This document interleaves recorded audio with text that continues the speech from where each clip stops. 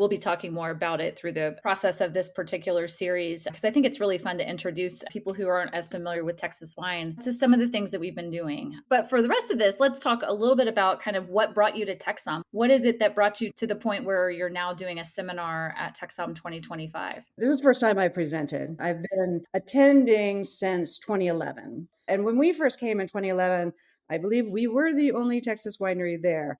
It still is. It's a professional sommelier conference, a wine professional conference, but it is an amazing educational opportunity. It's an amazing chance to get in front of a lot of very knowledgeable people about wine. And so anyway, we came in 2011. We've been doing the grand tasting since then. And then in 2014, we started coming with a group of other wineries that eventually formed a marketing group called Texas Fine Wine. And then in more recent times, the Texas Department of Agriculture has also gotten very involved. And so we pour with them every year, and they showcase a broad range of Texas wineries, which is really nice.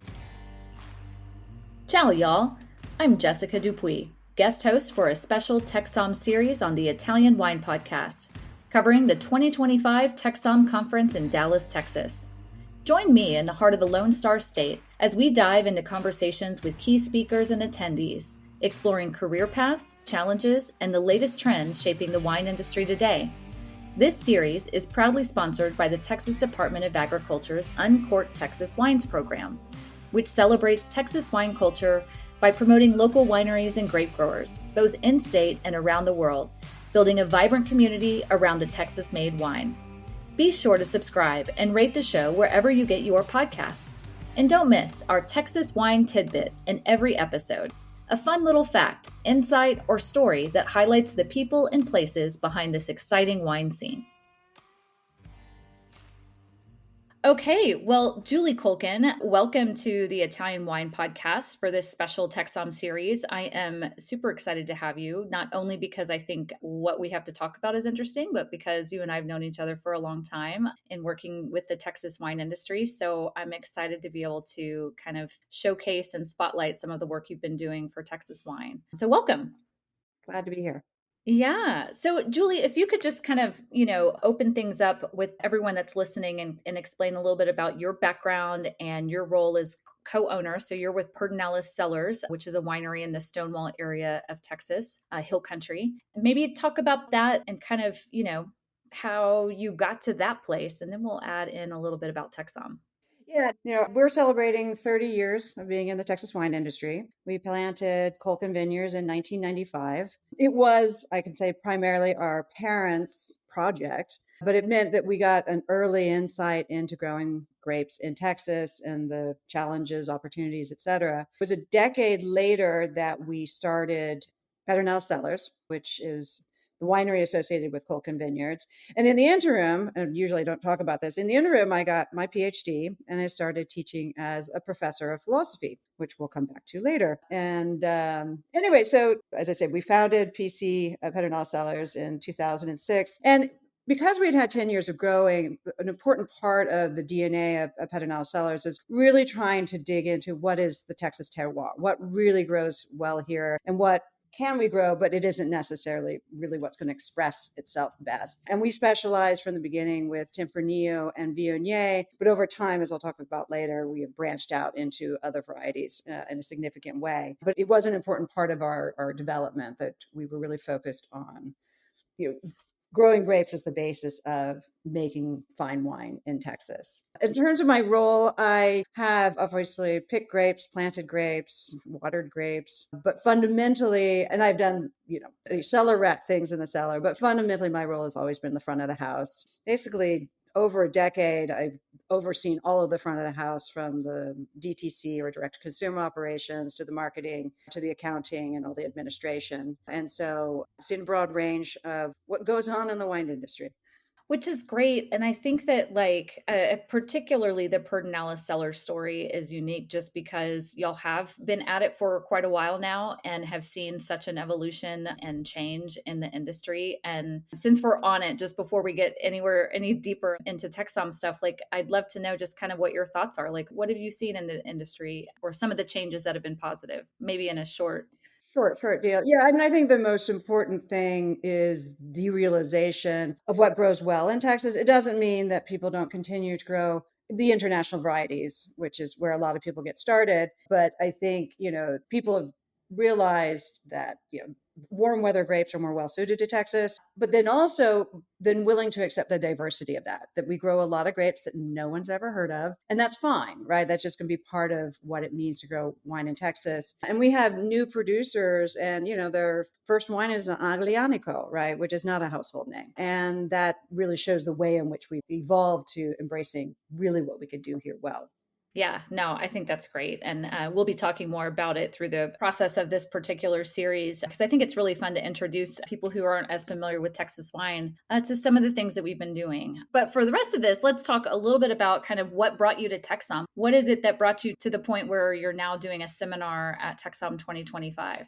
Have you been involved with the conference before? Like, how did you become involved? This is the first time I presented. Okay. I've been attending since 2011. So I guess the first TEXO must have been in 2005 because they're celebrating Yeah. 20 years. So I missed those first 6 years, but I've been coming regularly ever since. And when we first came in 2011, I believe we were the only Texas winery there. It was really at that time, I mean, it still is. It's a professional sommelier conference, a wine professional conference, but it is, it's an amazing educational opportunity. It's an amazing chance to get in front of a lot of very knowledgeable people about wine. And so anyway, we came in 2011. We've been doing the grand tasting since then. And then in 2014, we started coming with a group of other wineries that eventually formed a marketing group called Texas Fine Wine. And we've been coming ever since with them. So this will be the 11th year we've come with them. And then in more recent times, the Texas Department of Agriculture has also gotten very involved. And they had done some lunches back in the day, but they really doubled down, I would say. I think it was 2022, but in the last 3 or so years. And so we pour with them every year. And they showcase a broad range of Texas wineries, which is really nice. People can come to, TEXSOM has these expo sessions where there's a lot of wine being poured, and at every single one of them there's Texas wineries pouring wine at this point, which is nice, which wasn't the case 15 years ago. Yeah, it says a lot about the conference kind of recognizing what's happening in Texas wine, but then also the confidence the conference has in what Texas wine has to offer. So it's been a good evolution, I think. Well, let's talk about the topic that you're tackling right now. Kind of on the conference schedule, it says, philosophy and wine with Julie Kuhlken. When I saw that, I was like, whoa, this could be really broad. But I know obviously you and James have some thoughts on it and kind of what you guys talked about in putting this together. So I wonder if you could just kind of give us a glimpse into how you've approached this and what people can expect to get out of this. One thing to talk about is what is philosophy. A lot of people never take a philosophy course. It just depends on your university, whether it's required somehow. One of the things that philosophy is not, most disciplines that we're aware of, like history or particularly the scientific disciplines, biology, chemistry, they are what you might call progressive, meaning that over time more is known. And so you would never go back to something that was written 100 years ago and say, oh, well, that captures all the truth. I mean, you would never want to be treated for cancer for what they knew about cancer 100 years ago, right? You want the latest research on cancer. Philosophy is very, very different. Philosophy is not progressive, it's universalistic. It's looking for the logic of how language can be used, how arguments can be made, and logic itself can be used, and elements of human nature. And those things don't really change. What we find interesting about them do change. So obviously philosophy does change in that sense, but you can go back to Aristotle, who was an ancient Greek philosopher, and you can still find insights in what he has to say. You would never find any insights in Greek science of the time because you would be like, oh, how funny, because they had no idea, right? But you can find something useful in philosophy. So yes, it creates a very broad range. What got this started was that James Tidwell, the master sommelier who runs TEXSOM, we invited him to our symposium, the Texas Hill Country Wine Association, basically to sort of kind of do state of the Texas wine industry from his perspective, being a very high level somm, very connected to the global wine world. And he did not hold back any punches. And, one of the things he brought up was the notion of, like, we always say, well, Texans should be drinking more Texas wine. And he's like, why? Right? Which is a very good philosophical question, right? Like, well, what is your value proposition there? And that's really sort of the core of what I'm doing, is responding initially to that. And then I've added on other areas that I think are terms that we use very often in the wine world, one being natural, the absolutely indefinable term, and yet it's an inescapable but indefinable term. So I talk a lot about natural and how to think about it in such a way that it's actually very divisive to people when you use that term. And then authentic, which is another term that we use very often, almost always in a positive sense, right? But what does that really delimit and what does that exclude, if you will? So that's the organization. If I could have had my druthers, I would have had it say, wine and philosophy, dot, dot, local, natural, authentic, because that at least narrows it down to something like, oh, I know those terms, though. Yeah, yeah. But anyway. Yeah, no, that makes sense. But I think, to me, I like the broadness of what it is because it does kind of create a little bit of an intrigue. It's a little bit provocative. And I think that hopefully, I'm assuming, you'll be speaking a lot, but then also there will be a little bit of discussion. Or how do you want to invite some of that? I want people, because like in particular, and the longer section is natural, though, I mean, even the local option, right? There's, one of the things that I don't know if we'll get to, but there really, there's a lot of place value in the wine world, like all the appellations all over the world, or, whatever they're called, wherever they are. If you do any wine study, you just spend your time learning one after another after another. But, the reality is that the best way to organize, it is always the most local option, the most interesting. I mean, one of the more successful wines of I would say the 21st century has been Prosecco, which, yes, it comes from Italy, but honestly speaking, it's a wine style. It's not Yes. really from a specific place. And from a consumer point of view, that's very accessible in a way of like, oh, where exactly, is Collio and, Fruili? I have no idea. So. Yeah, yeah, I see what you mean. And it kind of gives people a different range of perspectives to be able to approach wine. So I like it. I'm excited for this particular seminar. So, from your perspective, what's kind of the key message or insight that you hope people will take away from this conversation, as you're kind of preparing for it? Well, I really am asking people only to think about these three terms, right? Local, natural, and authentic, and really stop and think about how they're using them and really how they're using them as value propositions. Because Yeah. one of the more interesting ones is natural, is that we almost always use it in the modern world, at least, in a positive way. If something's more natural, it's just better. And yet there's lots of things about natural things you don't like, right? Like natural disasters are not something anybody wants, right? And so the reality is, first, just why is natural wine so divisive among both producers and consumers? But then also, like, what is it do you want to draw out of it as a wine professional when you're talking to the consumer? What do you think they should be taking from it? I've been that one particular. I've been to. I was in a wine bar in Manchester. There was a natural wine bar, and I asked, "Well, what is natural about the wine?" She had no idea. I was like, Nice. yeah, you're gonna have a hard time guiding me through your selection if you have if you will, working like definition that you're going with. Yeah, yeah. If you don't know how you're, defining natural, because spoilage is also natural, right? Yeah, exactly. Yeah, there's all kinds of things you don't want that are Yeah, perfectly natural. So, right. and I think another one is claims of authenticity. What is that really key into? And there's only certain things that actually guarantee authenticity, but that actually excludes other ways of making wine and other things that are also valuable in wine. So it's like if you want the authentic, you're again probably playing a lot into that place value version of what wine can be. So obviously to spark a conversation and hopefully conversations that continue outside the room. So that is key takeaways to me.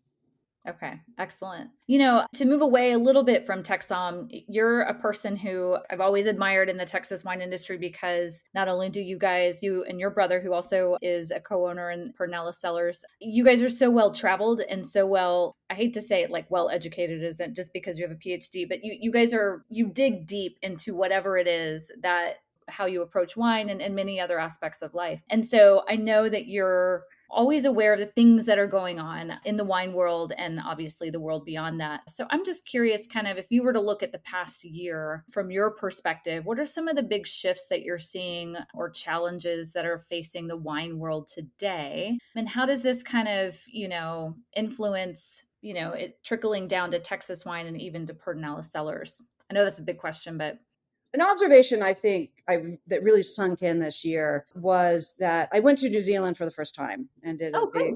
tour of the country and visited a number of different wine regions. And I mean, it's a gorgeous country on top of that, of course. One of the things that really struck me, and I'm sort of vaguely aware of this, is their timeline, right? How they developed, right? And if you really look at it, and now I mean, they were making wine before this, mostly around the Auckland area and the North Island.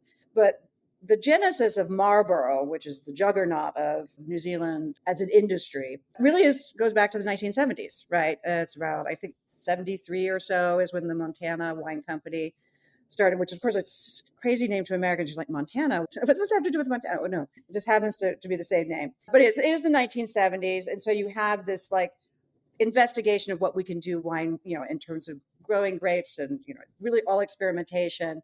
And then in the 80s, it kind of consolidates. In the 90s, it really takes off. And it's just been growth in the 21st century. And that is a timeline for a lot of places in the world, right? It's really in the 1970s, you have this first investigation and first real serious investment. Like, no, we're going to make an industry here in this, not just like a mom and pop thing. And it matches Texas. Texas, it's really, in Texas's case, it was very much bookended by the problems of prohibition having really made there being an industry impossible. The long tail of prohibition, you could say. And then the 80s were sort of a down period for Texas, relatively speaking, for a lot of economic reasons. And then the 90s, that's when our parents planted. You had people coming into the industry, it starts growing. And then in the knots, you see that like it just starts growing, right? Because people are like, oh, I know what we're doing and we can just go forward. And what it's created is a situation where there's an enormous amount of choice, right? It's just phenomenal amount of choice, but also a phenomenal amount of complexity. Yeah. And,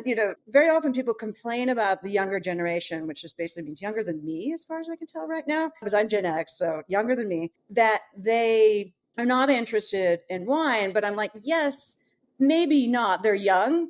But the thing is, they're willing to embrace the complexity, which if you will, baby boomer generation was less interested in doing. They really had their lanes, mostly the international varieties, and they really stuck with them. Whereas the younger generation is willing to embrace all this complexity, but you've got to offer them all those appellations. Like, I mean, I'm doing the diploma and the WSET, the number of appellations just boggles my mind when it's all said and done. So for someone entering the wine world, I mean, you got to start somewhere. And so I think other entry points, and that's again, the local, natural, authentic, these are other entry points in some ways, right? Right. So, one of the things that it's boiled down for us at Pedernales is we're pouring it at TEXSOM. We have our first wine made with organic grapes. Yes. Is this the rosé?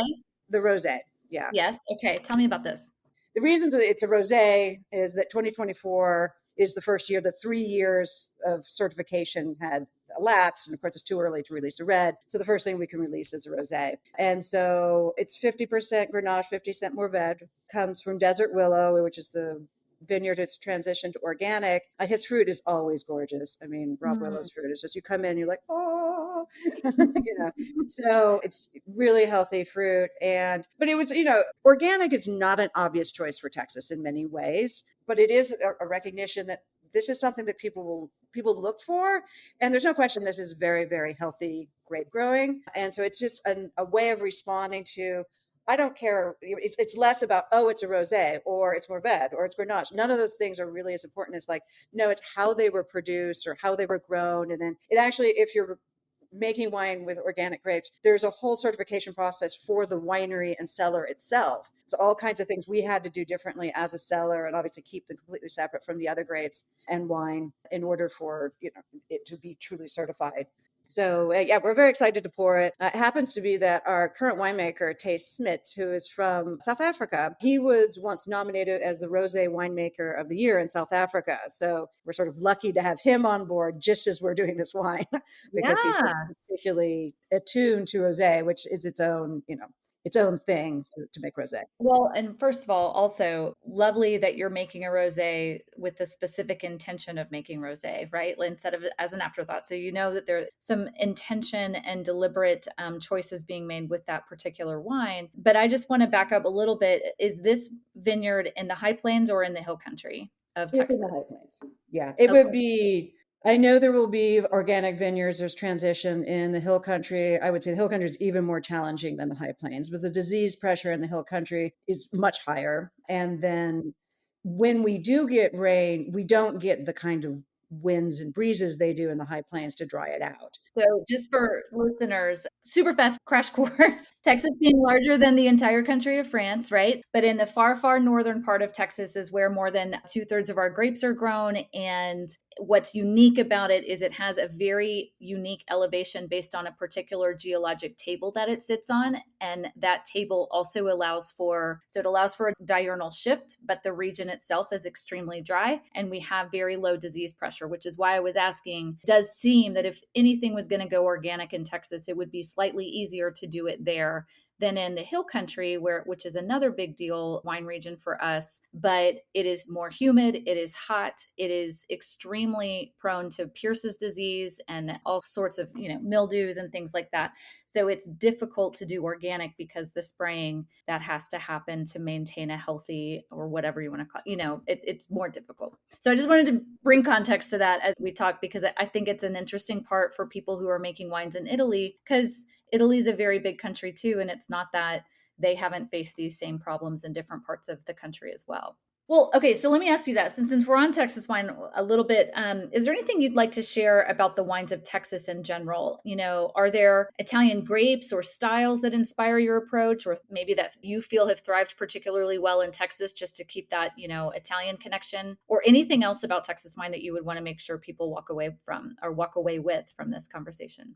The short answer is the diversity of it and the range of what's possible here. As I said, we started out, having our parents having planted Cabernet Sauvignon Merlot, and we decided we're not doing that anymore. And we moved to the Tempranillo, and we do source our Viognier from the High Plains because of the diurnal, so our white. But then we very quickly branched to Rhone varieties and Portuguese varieties. And eventually it came into a program that we work with Italian varieties. And really, so if you look at that progression, you're kind of like, okay, let's just go around the Mediterranean picking up grapes. And that's really what Texas is. But I mean, the Mediterranean's a big place, right? And, Italian varieties, we grow Teraldigo, which I think most people would find a surprise that does well in Texas. It actually does extremely well. And then we do Sangiovese. We've struggled with finding the right clone.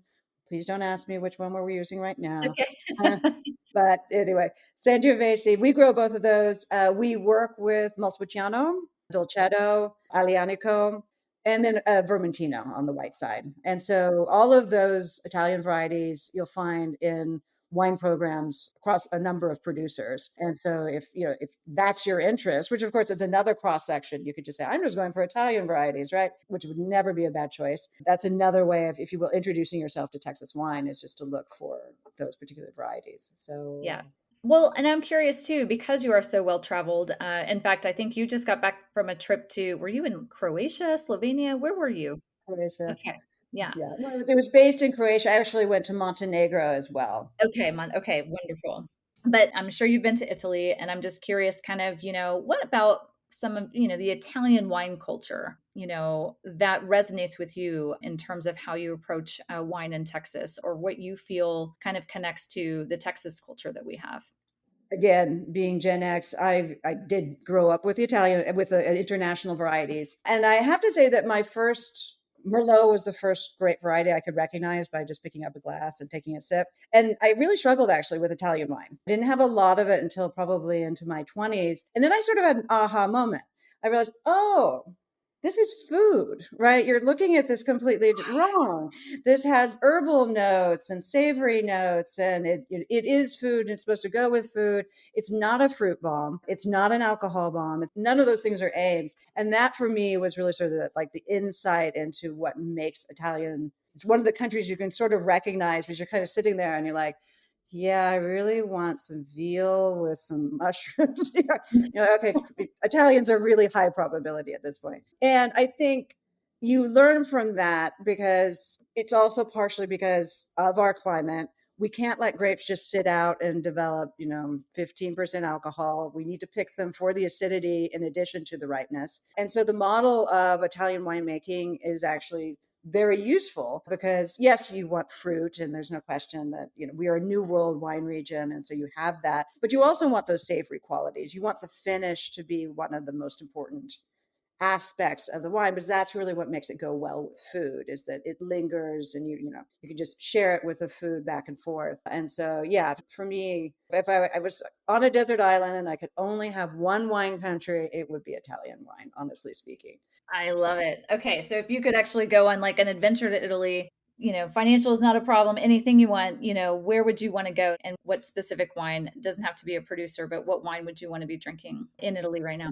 I have visited, I mean, I've been to Piedmont and Tuscany, and I've been to Mount Vulture and even Abruzzo and up in Alto Adige. So, thinking about that, like, if I was plan a trip, I realized where I want to go is the islands, right? I have not been to either Sicily or Sardinia. And, you kind of go back and forth. I mean, obviously, Sicily is really popular right now. Yeah. But I am a complete and total pushover for Grenache, so Cananao. And so I think I'm going for Sardinia. I've also been told by multiple people that it's absolutely breathtakingly gorgeous in Sardinia. So that is also a selling point. So yes, and I would have some Cananao from Sardinia and be hanging out.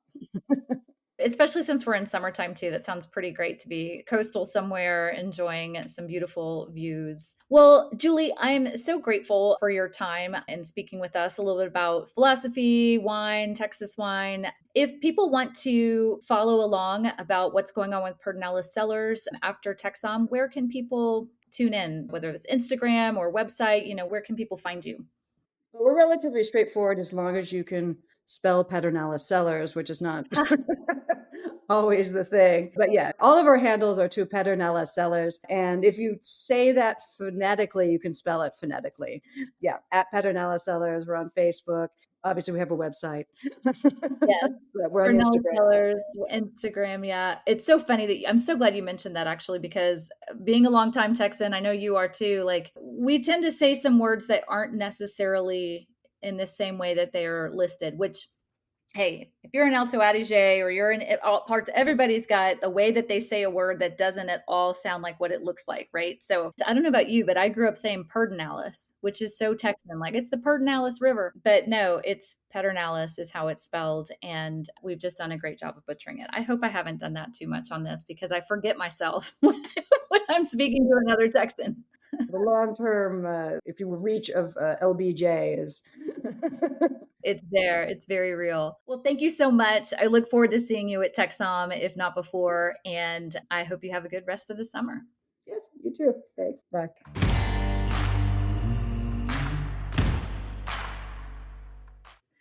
Here's another Texas wine tidbit for you.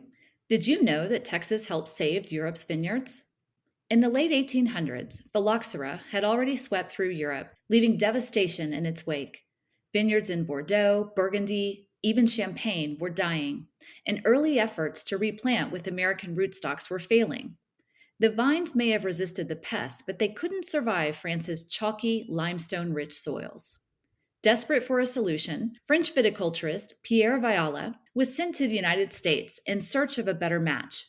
His journey eventually led him to Denison, Texas, and a horticulturist named Thomas Volney Munson, a man who had spent years studying and cataloging the native grape species of Texas. Munson understood Texas soils, particularly the limestone-laced terrain of the hill country, and knew just where to look. Together, he and Viala identified Vitis berlandieri, a wild Texas vine that not only resisted phylloxera, but thrived in calcium-rich soils nearly identical to those in southern France.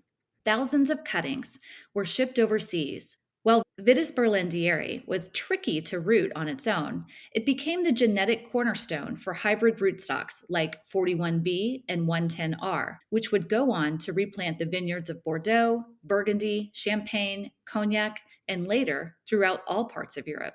Those rootstocks are still in use throughout Europe today, including in parts of Italy, where drought-tolerant and limestone-loving vines are essential to thriving in a warming climate. So the next time you enjoy a glass of Italian wine, From Barolo to Brunello, remember, without the unlikely partnership between a French scientist and a Texas grape man, those vines might not be standing today. If your wine's growing on Vitis berlandieri, you'd best thank your lucky stars for Texas.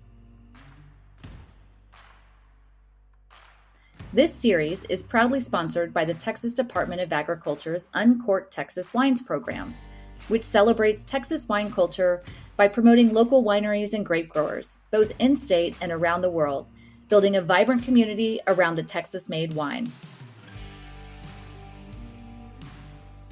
Be sure to subscribe and rate the show wherever you get your podcasts.